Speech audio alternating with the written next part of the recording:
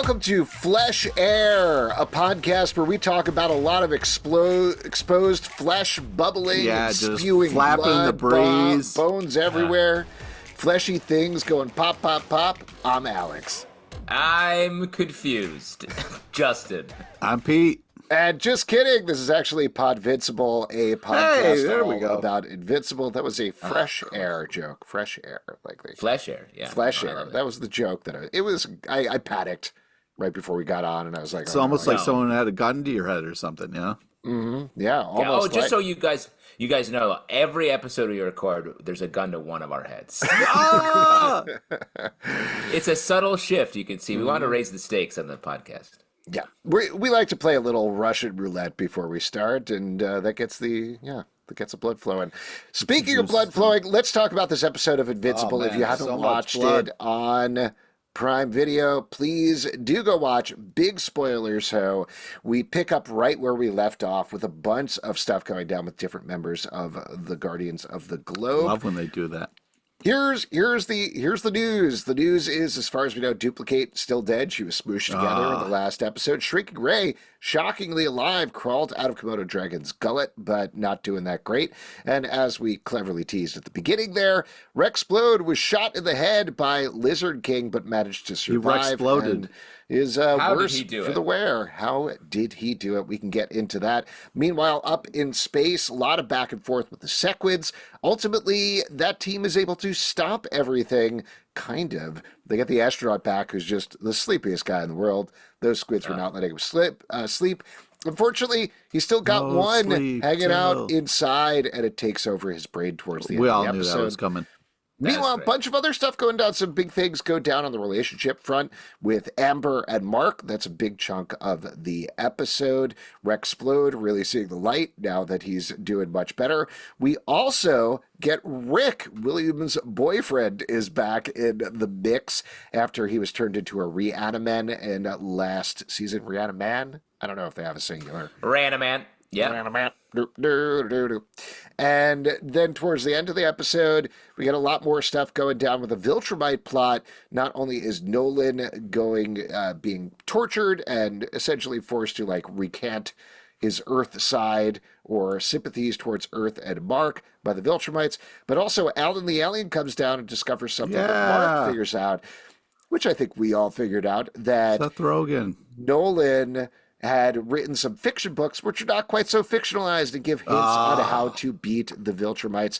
Last but not least, our little tag there, and then I'll finish up the recap, and then we can actually talk about the episode. Angstrom Levy is back on Earth. He's got a new suit, a gross old head, and he is coming directly from Mark. Post-creds. Mid-creds. Mid-creds. There are more creds after there. Oh, I'm sorry. Gotta watch all the guy creds. Who worked behind the scenes, who doesn't care about checking out the people who work behind the scenes. Wow. Yeah, you guys read all the credits out loud when they're going by, right? That's how I put my kids. That's how I put my kids to bed. That's nice. Dad, could you do the gaffers again? Well, I think we should. All right, one more time. I think we should start with what the internet is buzzing about is this philosophy that if you have someone in your life who's an asshole, if you almost kill them, they might see the error of their ways. You know, the old flatliners.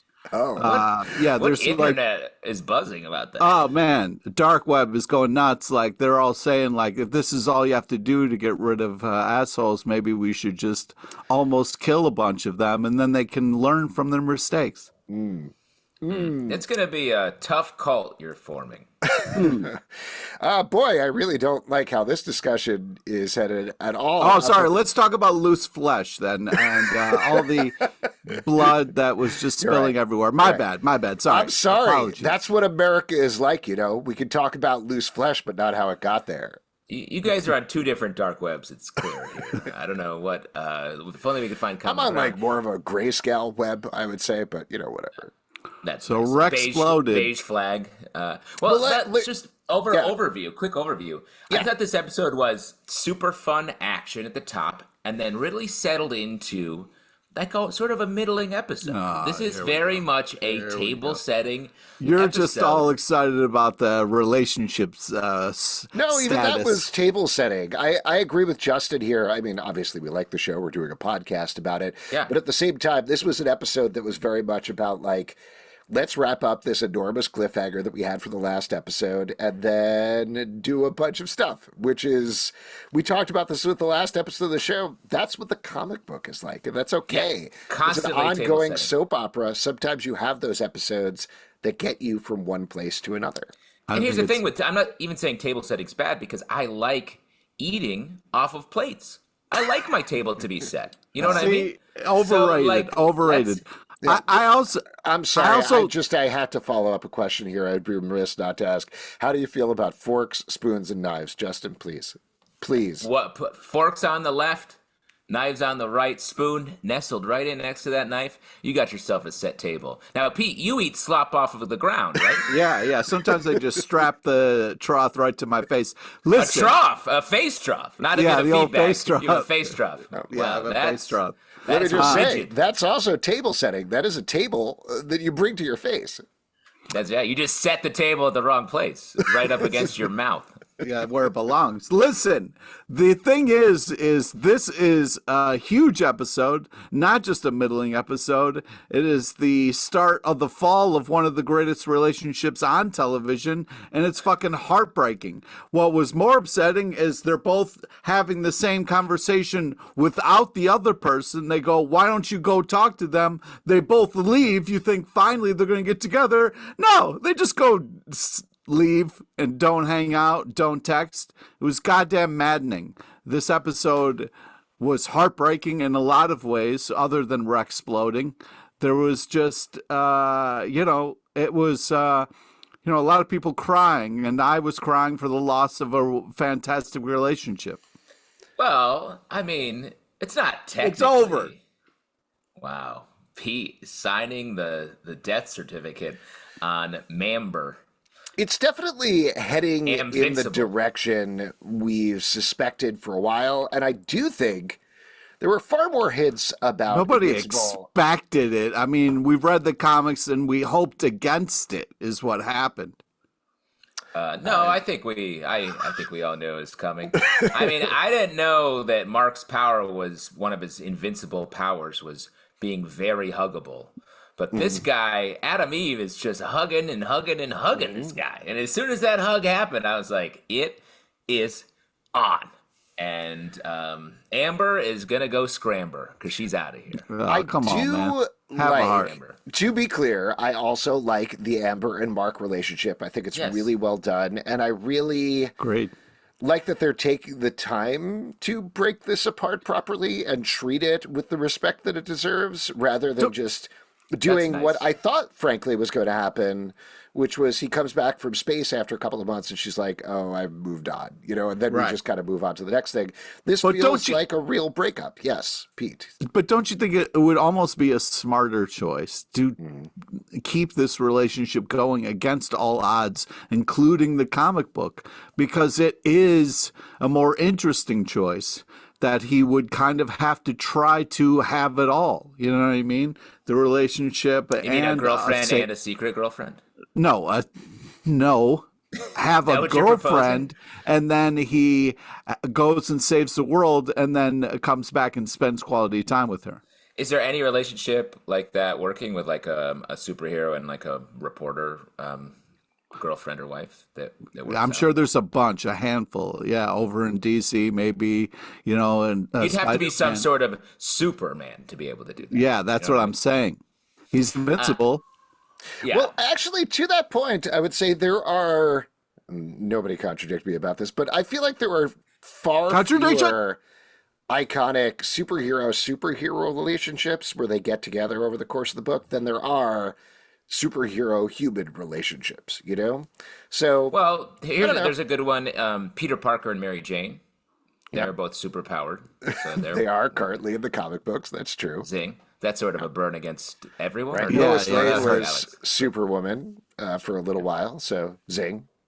Zing, super zing. Well, and I want to. You said, Alex, it's really nice that they're really slowly breaking up, and I just can't tell you how many people I've dated where they thank me for like, hey, thanks for really dragging this shit out, you motherfucker. So I like that you really took the time to appreciate the long, slow decline of a relationship. As an outside observer, No, nice. That's great.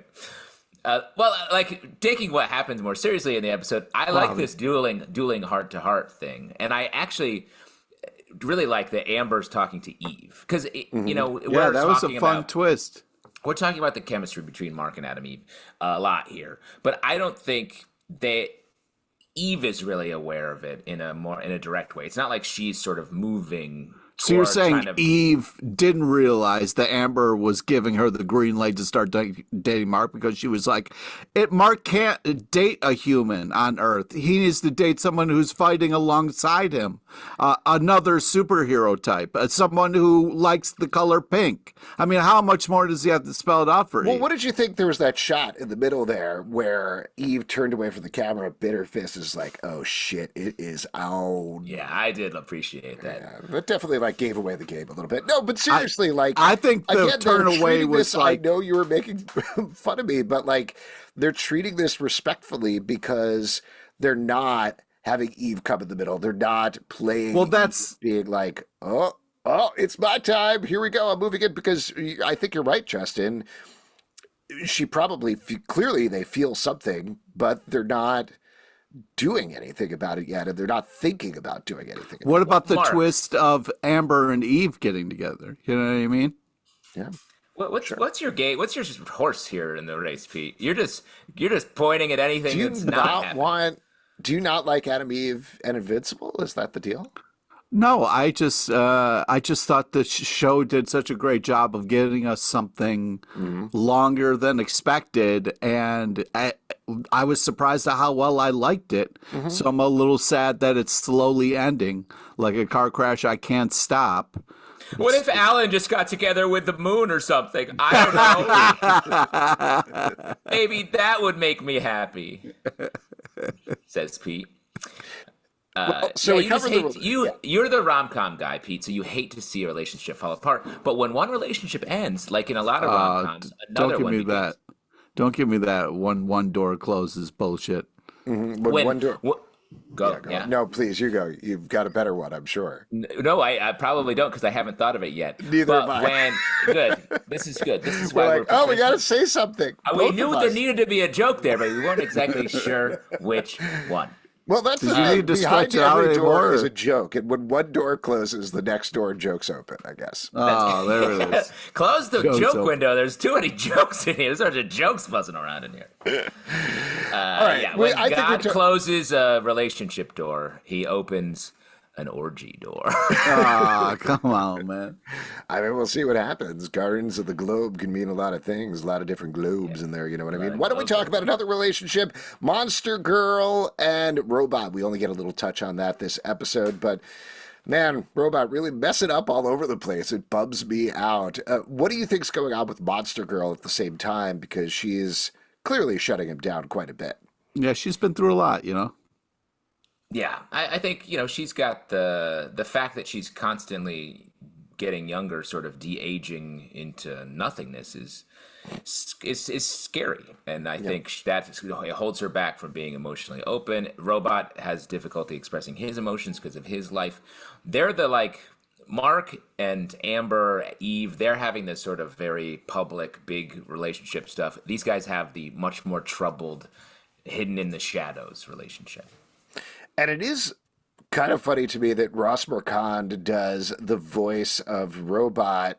He also does the voice of Immortal, so he's the dude getting all of the side romantic relationships at this point. Jumping over to Immortal, he's dealing with the death of Dupli-Kate, and he's super bummed out. I really like this plot line as well. What? He doesn't know what crying is. Yeah, exactly. Well, I like this. I liked plumbing into this character that honestly, otherwise, I don't think too much about. He just shows up and is like, I'm gruff, goodbye. And here, seeing some real weakness and chips in the armor, I thought was very well done. I agree. I think there's nothing better than when you see like a kind of a funeral setting and then just a dude who's off in the woods crying. You know what I mean? I feel like that's a good thing. I hope one of you guys will be in the woods at my funeral crying. I'll be in the woods. Okay. But like placing bets? I mean, we'll see. We'll see what happens. There's a the lot of things open that could bar. happen in the woods.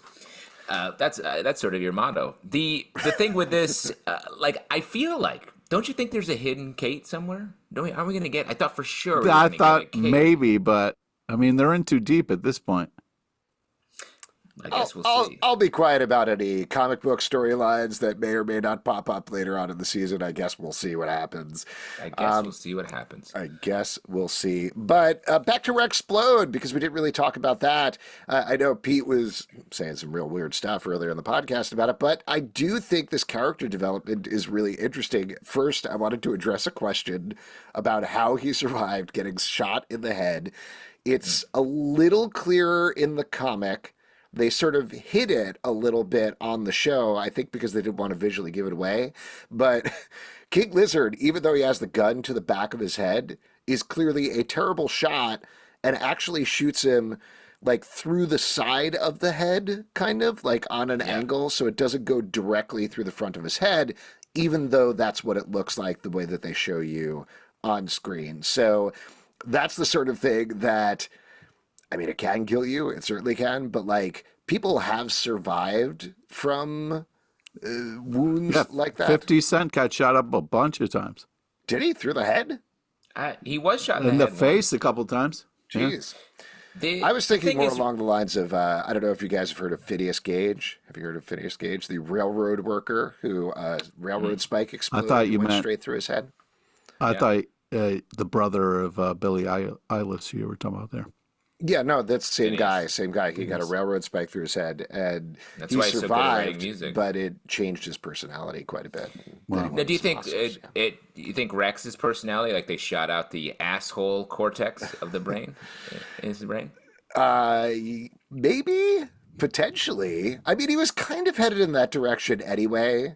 So it's hard to tell whether that's like he's missing part of his brain that made him an asshole. Fast forwarded it a little bit. Yeah, or his near-death experience and seeing Shrinking Ray grievously injured and losing Dupli-Kate maybe pushed him forward. I don't know. What do you guys think? Was it actually just like a brain injury that caused him to be a better person, or was it the experience? I'd say brain injury. I mean, he's the one who said that, like when his life flashed through his eyes and it sucked, so he wanted to make some changes. I mean. Yeah. Sounds like a good enough reason to change your life. You know what I mean? That's nice. But also his brain flashed in front of his face as well. And maybe that's why he changed. How about all those corpses from Dupli-Kate? A lot of bodies behind. Do you think they crammed them all in the coffin like sardines, or what'd they do with the rest of them? No, man. You got to blend that up. You got to blend that up and pump it in. I thought maybe they did one of those. In a coffin? Like it's like salsa? Yes, like exactly. Yeah, you put it in the blender, individual chunks, and then like maybe you put it in some sort of pump or something like that, and then you pump it into the coffin. Yeah, and then a lot of funeral homes have a corpse pump for this exact reason. And human blenders. Yeah, absolutely. By the way, have you guys signed those documents for my nope. cemetery yet? For your cemetery? My cemetery I own. You own? How'd you treat your remains? Yeah. I love it. It's sort of like a recipe book, almost like a fondue 70s party recipe book. A lot of sauces. I wanted to talk a little bit about the way that Shapesmith is like Freakazoid, right? Oh yeah, good call. Isn't he sort of I really like that the way they position him to be this goofy weirdo. Is very fun. And I like the way that the beginning of this story had such energy with them deciding to run and save him, them being like an Avengers team, just like being fun and having fun, crashing, all that. It was very good. And then have them hit the harsh reality when they got back to Earth. But that also makes me think, the one thing about this show that is very strange are the needle drops. How so? Don't you think they're weird? It's weird. It's like Dawson's Creek. Why do you think they're weird? They just don't. I don't know if it's a tonal issue or just the way that they're the music's really hot, like we hear all of it, so the music drops in and we're like in it, and it's like very alt, folky. Dawson's Creek. I would argue. I think part you're talking about like the sad music when everybody was dead and they were just showing bodies. Yeah. Okay. I think part of it is that they're not editing to the music. I don't know when they're putting it in, but like it feels like they already have the edit locked and then they put the music over it potentially. Right. Because it's not really paced to it in any way. Maybe that's part of what you're feeling. I don't know. Yeah. I want to talk about the how Cecil things we want to talk about, I guess. The way Cecil keeps showing up at the mom's place being like, yo, give me your baby. Like, why won't you give me your baby? Come on, I'm going to put it in a fun lab. I'll paint the ceiling colors. Kids love that shit. He wants that baby before Oliver starts showing his Viltrumite powers. So he can control He wants that baby back, right, Pete? You love that. Come on. Yeah, I knew it. Because he's worried, his whole thing is contingencies. And I think he's worried that Invincible himself is going to turn bad, or he's going to have to fight Invincible, so he wants his own Invincible.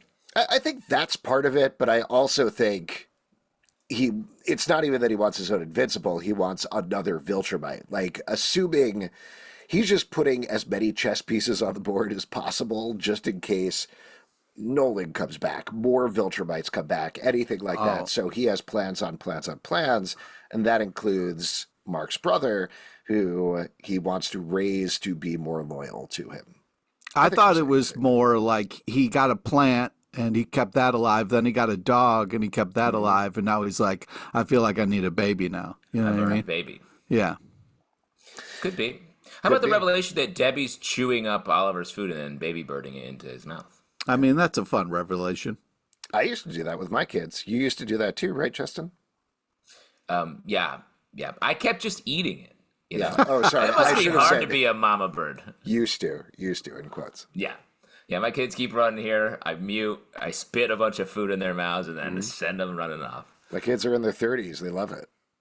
Yeah. Anyway, I thought this was very interesting as well. I really like the relationship between Debbie and Mark's brother. Just in terms of like, again, there's a lot of different ways this sort of thing could go. It could be just her rejecting it because it's part of her husband who abandoned her and tricked her and killed most of the world. But she's not treating it that way. And she's treating it in a more responsible and interesting and human way rather than which is great. Yeah, well, rather than the soap opera dramatic way of like, I cannot have this baby, which, I don't know, there's obviously a little bit of resentment there, but at the same time, he's a cute baby. He's wandering around, and it's hard to hate on a cute baby. Yeah, I mean, Mama Boss, I mean, that, melts your heart. But I just think also that, like, the monologue she gives a little bit to the Cease to be like, yo, this is Mark's brother. There's more shit going on here than just like I got dumped with this baby that I got to raise type of thing. So I don't know. It felt good. And it was also nice that so far she hasn't been on the sauce a little bit. Like they were playing with that the last episode. Like, is she going to raise this baby or is she just going to get fucking drunk and hate this baby? Maybe that's what she's mama birding, a bunch of wine into. Oh, yes. Maybe some wine slushies. You know what I mean? Yeah. Baby's first wine slushie. Yeah. Now, Justin. go ahead. I was going to change gears. How do you feel about Mark going to talk to Art Rosenbaum? He's going to talk to like his tailor. Yeah, but it's a great excuse to have an amazing voiceover actor or have some lines with the main character from the show. Yeah, that's the reason they did it. Yes, that's true. But it's very similar to the art scene it was the previous episode, right? Where he's like, Debbie, I'm just checking in on you. What's going on? Want to have a heart-to-heart? Started to feel like he has a little bit of an agenda. Something else is going on. Oh, wow, secret agenda. Well, Debbie, I'm showing up here to set me up for the next episode when I'm with the other guy. See you later. I also wish he would pitch like, hey, is anyone need a costume? You know what I mean? Like who? Mm-hmm. Yeah. Amber? Seems like Oliver? Amber. Rick? Yeah, Rick. William. We can keep naming characters if you want. A lot of robot people becoming part of this show. You got Donald, now you got Rick. Would you want that? Now you got Rex-Splode's part robot now too. Yeah, that's true. Rex-Splode more of like a traditional cyborg, I think, versus Rick, who's mostly robot, and Donald, who's mostly robot. Would you want that, though? To be mostly robot?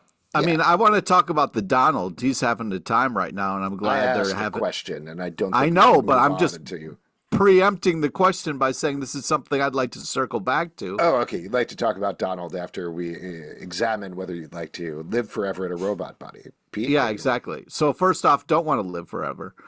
Second off, I'm assuming this robot body is going to be upgraded. Like I'm going to be faster, stronger. Some kind of. No, it's actually sort of a downgrade. Well, then I don't want a Bender situation. You got a real creaky bones model is what you get, sir. Sorry, I don't know why we couldn't get the acid reflux out of this model. It's very bad, like real bad. We're gonna put you into the Danger Will Robinson robot from the original Lost in Space. Is that cool? Yeah. Danger, Alex and Justin. Would you do it, Justin? Would you do it? Hell yeah, of course. I want to. Yeah, I'm ready for 100%. The upgrade. This is, to me, this is the ideal situation. Like if they could take you like want part of your body to get blown up so you can go into robot half mode? If they can take whatever is left of my brain and put it into a robot body, I'm great with that. Like, what if it's just the asshole part? You would turn into a supervillain it's all asshole, immediately. That's my that would secret. be a horrible idea. No one would be able to. No, that'd be great. Like because so here's the thing, you guys, everybody out there in the listening audience, you've seen the movie The Sixth Day, the Arnold Schwarzenegger movie. Yeah. Where he gets cloned and they're all like, oh, it's the same thing. We're just transferring the consciousness. I don't trust that. Like that's not. If your consciousness is being transferred, that's a copy of you. Like if you could exist simultaneously with the clone, that's not you. That's an entire other person. On the other hand, the robot body model, that I'm like, yes, let's go. That is me. That is a piece of me. That's my brain in there. We're ready to go. Let's make this Terminator style. Anytime. If somebody out there wants to experiment on my body at any point, happy to do it. Write us at comicbooklive@gmail.com. Wow. You know what? I hope somebody. I got a couple experiments I've been wanting to. What are you going to say to your wife when you're like, "Hey, somebody reached out, and I'm going to be half robot"? Which half? She asks. Habada. Oh my god! And I'll be like 2 seconds, and you ruined it. The top half, I guess. Oh my god! Oh, you're just keeping the bottom half human? Yeah. Okay. Just gonna watch my legs rot off of my robot body over time. Alex, take care of your legs. Nope. They're the only part of you that I can't do it. I can't. The robot arms are too short. That was the bottle they gave me. It's just one of those short arm T-Rex arms. Why'd you get the hamster hands? You got hamster hands. I signed up for it. They sent me an email. What was I supposed to do? This robot, it will be top of the line, except it will have hamster hands. I wanted to loop back, if it's okay with you guys, and talk about Donald. I have some very strong opinions about this that I really feel like I want to get out there. Well, you didn't bring Alex, it up earlier, so we can't. Sorry, buddy. There's only one way to do things. You got to really painstakingly set it up so that 3 minutes later you can say it. Exactly. Pete, do you have any opinions about Donald? You want? Thanks for bringing that up. Yeah, I just think that first off, I'm glad that he's not doing okay, and I don't mean that in a mean way, but I'm glad that they're dealing with this in a more realistic manner, because it's like one of those things where, finding out you died and you're mainly a robot now is got to shake you a little bit. So I'm glad to see that they're still sitting in that idea and he's still kind of struggling with it. I'm hoping that, we get to hear more from what Donald's been dealing with. So just to check, you are okay with really sitting at a plot line and sitting the misery and exploring it and taking your time with it, as long as that character is single. No? What? Is that the deal? What are you talking about? Because I said the exact same thing 30 minutes ago about Amber and Mark, and you're like, absolutely not. No. None of them have found out that they're robots and died. It's I'm not just saying, what you said is you appreciated the fact that they were sitting and really exploring the emotion of it. That's what I said with Amber and Mark. But they aren't. Why They is just it showed okay them for with 2 Donald, seconds. but it's not okay with Amber and Mark? Oh my God, we're not Is it talking because about robots? the same thing. Because robots need to feel pain as much as possible. Do you think the only way to cure Donald is to kill him and put him back into a non-robot body? Would that fix it? Oh yeah. I don't know. Just Can you go smoosh back to just slime skin after you've been a clean robot? Slime skin? That's what you're calling human? I don't know what do robots call fleshies. What do you think a robot would call humans? Yeah, they do a show called Flesh Air. Just little flesh bones. Yeah. That's what Donald's starting a podcast called Flesh Air to talk about how he was sad about not having. Good. I'm glad he slime needs to deal skin. with it. The thing that Pete said. Slime skin.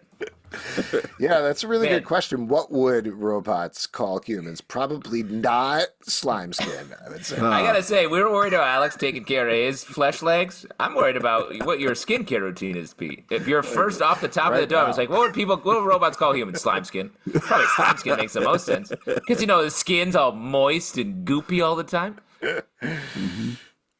Just made me think of the Matrix when he's sitting there. He's like, "You humans," and he's like, "Ugh, you're just gross." I like oil. Yeah, Slimy Agent Smith. Yeah. First time you saw yourself on screen, right, Pete? So, any other plot lines from this episode we should talk about? There was obviously a lot of stuff. I'm sure I missed something.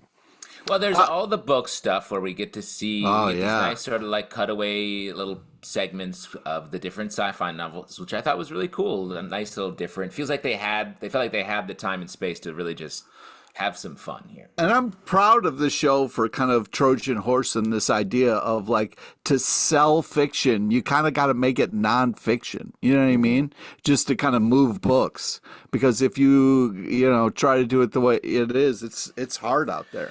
You know what I mean? And that's Everything a good point. is nonfiction, really. Like, it started with Dracula, the first book, and that was nonfiction that they sold as fiction. And then it moved to Frankenstein, and from there we went to the Da Vinci Code, the third book, and et cetera. It's actually Frankenstein's monster. Oh, sorry about that. That's it. Yeah.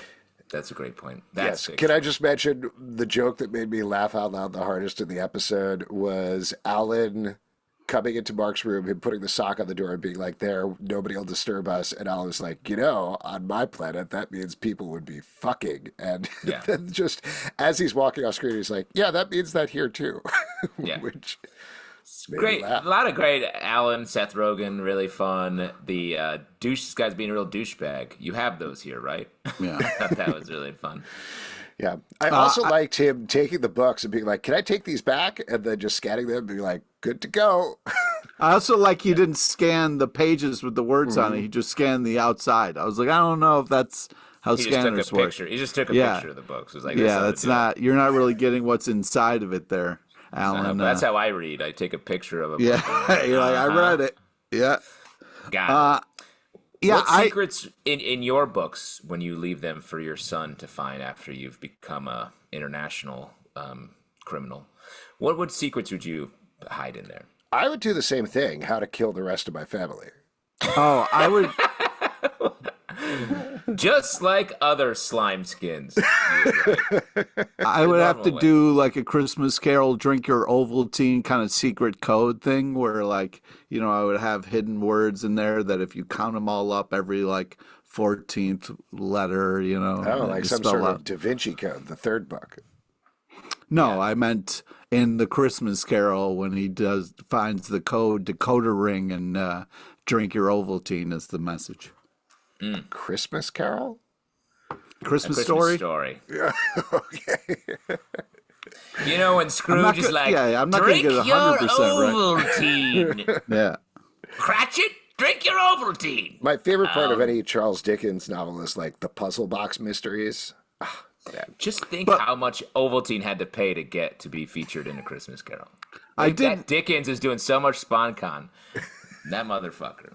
I did really appreciate what they did with the Immortal, where like he was having a hard time, and then he kind of lashes out at Alan. It's like an excuse to try to like vent and get some of this off. And then when he can't, that line where he's like, what's his deal? It's like his girlfriend died. And then Alan's like, now I feel like the douchebag. I thought that was fun. Yeah, that was fun. Yeah. Anything else from the episode you guys want to call out? Yes. Let me say, what are our favorite storylines? We've got Sequid's hiding, now back on Earth. We got Angstrom Levy back. We got the Viltrumites coming. That was a fun...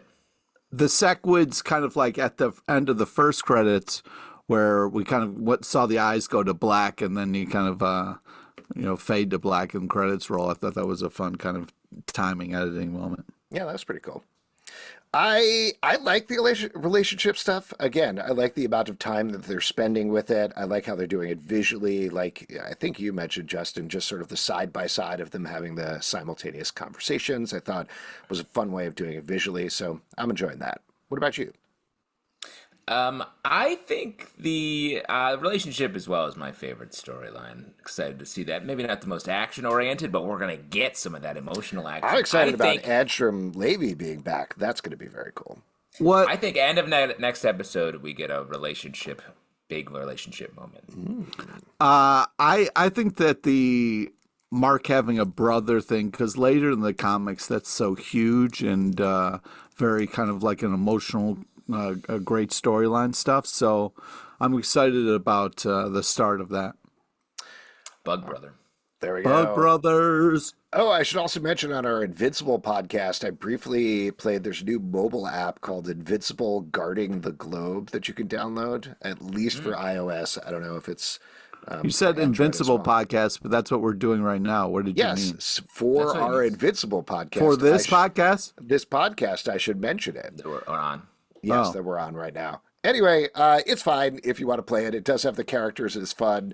There's a lot of blood in it, but it's very much like they want you to spend a ton of money on this game. So it's one of those. So you sort of hit a wall at a certain point where you're like, I don't know. I'd either spend money to keep going or not. There's a bit of like the card collecting thing where you can upgrade the cards as you're going. But oh, yeah. There you go. Nice. Fun for a little while. Play it for like half a day and then delete it is my recommendation. Hey, fun for a little while. That's life. Nolan's still alive, by the way. He is. Yes. Yeah. Cool. Great. Wrapped it up. If you'd like to support this podcast and all the podcasts we do, patreon.com/Comic Book Club. Also, we do a live show every Tuesday night at 7 p.m. to Facebook and YouTube. Come hang out. Do. We would love to chat with you about Invincible, Apple, Spotify, Android, or the app of your choice. To subscribe, listen, and follow the show at Comic Book Live on Twitter/X, Comic Book Club Live on TikTok and Instagram, comicbookclublive.com. For this podcast and many more, until next time, for Flesh Air, good night. Keep your flesh on. Keep flesh on. Keep your flesh on, you slime skins. Good night, slime skins. See you next week.